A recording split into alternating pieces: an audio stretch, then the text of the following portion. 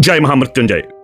आप दुनिया के किसी भी देश में हो, किसी भी रिलीजन को मानते हो, पर अगर आप अपने जीवन में कुछ साल या कुछ महीने या कुछ दिन या कम से कम कुछ घंटों के लिए ही नास्तिक नहीं हुए, तो इसका मतलब आपने अपने पूरे जीवन में कभी अपने दिमाग का इस्तेमाल पूरी तरह किया ही नहीं।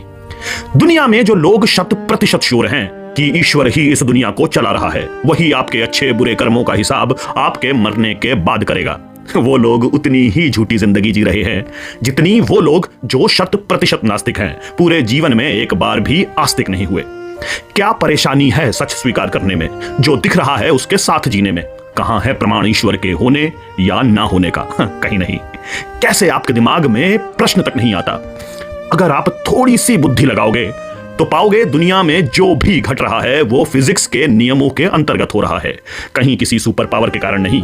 हाँ, तर्क सिर्फ ये हो सकता है कि फिजिक्स के नियम ही गॉड या अल्लाह के अधीन हैं, उसने बनाए। पर इस बात को ना कोई नकारने का तरीका है और ना ही सही साबित करने का। आपकी बिलीफ है, और बिलीफ तो कुछ भी हो सकती है, उसके लिए तर्क थोड़ी ना चाहिए। जैसे पुनर्जन्म में मानना या जजमेंट डे में मानना बिलीफ है, साबित कैसे होगा?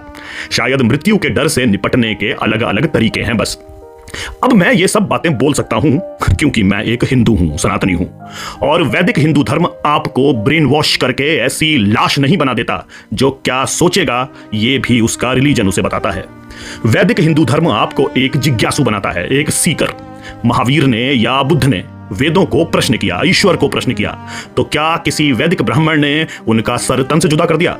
उस काल में गायब करवा देते, उनके ग्रंथों को जला देते तो कौन सी बड़ी बात होती?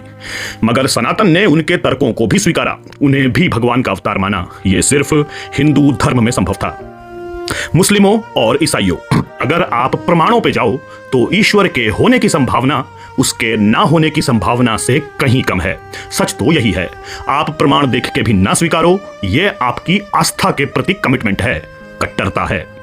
मगर क्या आप एक दिन के लिए भी नास्तिक बनकर रह सकते हो? अपने परिवार में खुल के ये बोल सकते हो कि शायद ईश्वर नहीं होता?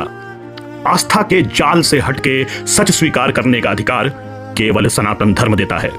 इसलिए मैं आपको सनातन में आने का निमंत्रण देता हूं। हजारों साल पुरानी किताबी कहानियों, टोटकों से हटके सच के साथ जीने का निमंत्रण। आप कमेंट्स के माध्यम से बताओ, क्या आप पूरे जीवन में एक दिन के लिए भी नास्तिक नहीं हुए? क्योंकि नहीं हुए तो आपने अपना पूरा जीवन व्यर्थ कर दिया, एक बार भी सच की तलाश नहीं की।